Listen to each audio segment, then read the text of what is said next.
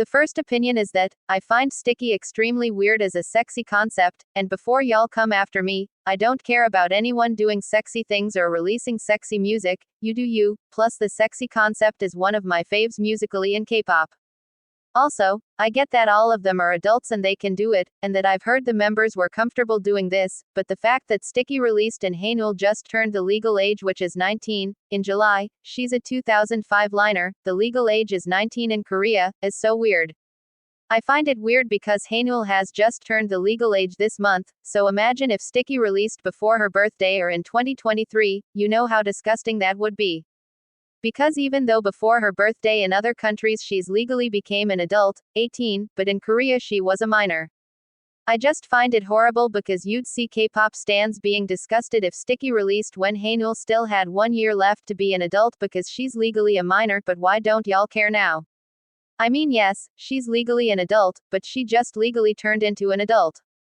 TBH, I've always found it weird how you're a minor and once your birthday comes you're legally an adult, right? So as soon as the clock strikes 12 on your birthday and you're legally an adult, you can do sexy things and it won't be weird, but go back in time to a few minutes before your birthday and it's legally wrong to do it.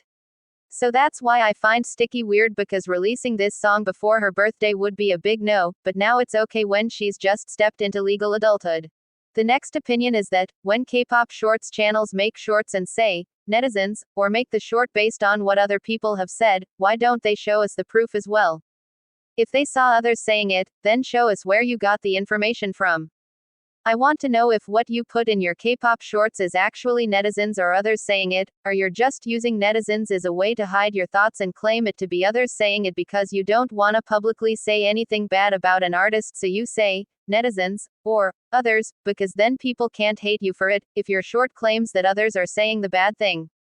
I know for a fact that others have not said it, and you're just lying because you're probably scared as a K-pop shorts channel, but you wanna be hateful and negative, and if asked for proof you cannot provide it, because you have none, and it also shows another reason to hate K-pop shorts. The next opinion is that, I know I talk about boy groups a lot in K-pop opinions, but I wanted to say another opinion. People hating on boy groups just because they saw girl groups is better, showed how attached they are to one gender of K-pop groups that they hated on boy groups simply because they didn't care about boy groups. Them saying that boy groups are boring and do one type of sound was because they never actually cared at all for boy groups to begin with and hated them from before. These toxic girl group obsessive stans shouldn't be allowed to call themselves K-pop stans if they all had the same hateful opinion on boy groups. I understand having preferences for one gender over another, but these were just straight up hate, and I can't believe I didn't see much or anyone around the time of boy groups being hated, actually defending them and saying, no, boy groups aren't boring or one type of sound or dark and noisy. Literally, where were the K-tubers around that time to come and defend them? Why did I see mostly hate for boy groups and nobody besides me actually showing that boy groups are not all that bad? Did most if not all K-pop stans agree that boy groups were actually bad? Did they also believe in the rubbish that boy groups are boring, one type of sound, dark and noise? IDK, what happened to the K-pop stans because there were a lack of boy group defenders? I don't understand how people hated on boy groups, when people need to understand that just because you see a sound a lot doesn't mean boy groups are focusing only on that sound, because there's many boy groups debuting each year. Many songs release each year as well, debuts, B-sides, pre-debuts, pre-releases, songs for each season, Christmas songs, Halloween songs, ad songs, etc. No gender focuses on one sound just because you see it a lot. So, why did y'all need to use a sound you saw boy groups doing a lot as a means to hate on them, saying they were boring when you could have checked out boy groups more and found the diversity? I'll tell you why, because as I said above, y'all didn't care about boy groups to begin with, so of course y'all wouldn't wanna find the diverse boy group music because all y'all love to do is hate on boy groups to promote and uplift your girl groups.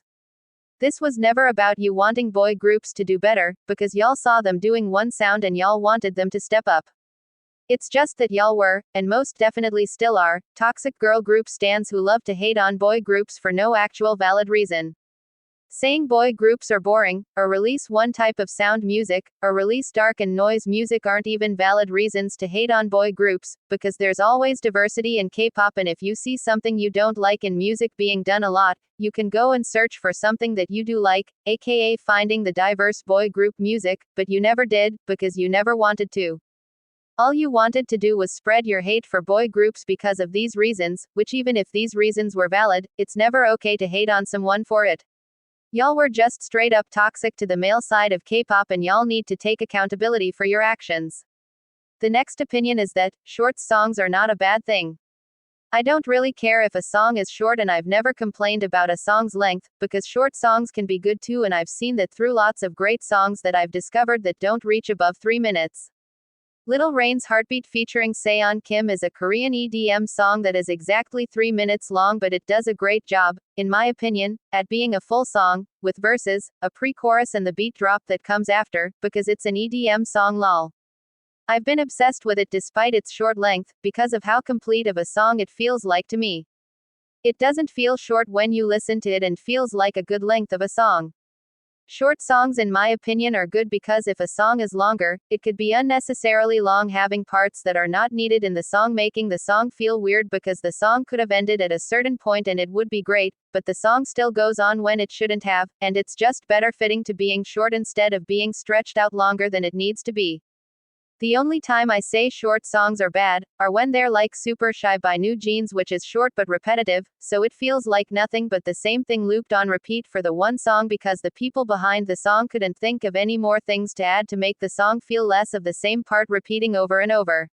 Not every song is meant to be long, methinks, and some songs are perfect at being short without being overly stretched. The last opinion is that this is about people who say K-pop is getting boring, or K-pop this year wasn't as good as last year, or K-pop songs are getting short, or fourth generation is noise, or cute concepts are dying, or something that annoys or saddens them about K-pop.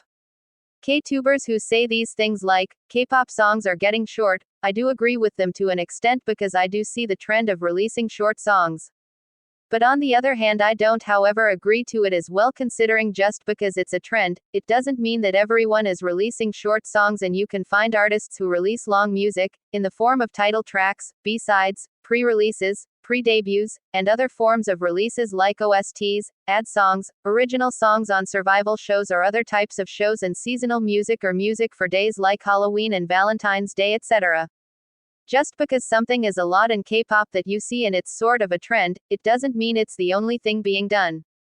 I made an 18-minute plus long video on K-pop songs that are long, lengthwise, and I included songs 3 minutes 10 seconds and above. I did find a lot of short songs while researching, songs below 3 minutes, but I did find a lot of songs to make a 18-minute plus long video. Doing these videos on topics that annoy or sadden K-pop stans and actually getting enough songs for the video to be quite long. It proves to me time and time again that yes, these things y'all say are happening, but it's not the only thing happening, and you can find for songs that do the opposite of the thing that annoys and saddens you, like for example, if y'all believe K-pop is getting boring, then step out of the box of the few groups that you listen to or know of and explore K-pop, expand your tastes and find new artists and music that you like. This will help you to say that K-pop isn't boring, which in reality, K-pop isn't boring at all. There's so much variety in K-pop with different genres and sounds being done, and so many songs releasing daily, weekly, monthly, yearly, etc., that you can find new artists and songs, and won't ever have to say again that K-pop is boring, because it can never be boring with so many K-pop songs out there, which you just need to explore and find. Things that y'all say on your channels are valid to an extent, but it's also untrue considering you can just do some exploring through K-pop outside of the popular artists, unpopular artists, B and C listers and nougas, that quite a bit of K-pop stans know about, like Triple S, Stray Kids, Blackpink, AB6, ATBO, Just B, Tri-B, Twice, Red Velvet and others etc., and find what you're looking for. You guys just need to look past mainstream K-pop and search for those hidden gems that you might like, because it'll help you build your taste more and you can find more outside of just the few groups that you know of in K-pop, since K-pop is so diverse with many different artists to stan and listen to, and because of this you'll probably find things less annoying and saddening and can enjoy K-pop more. I promise to be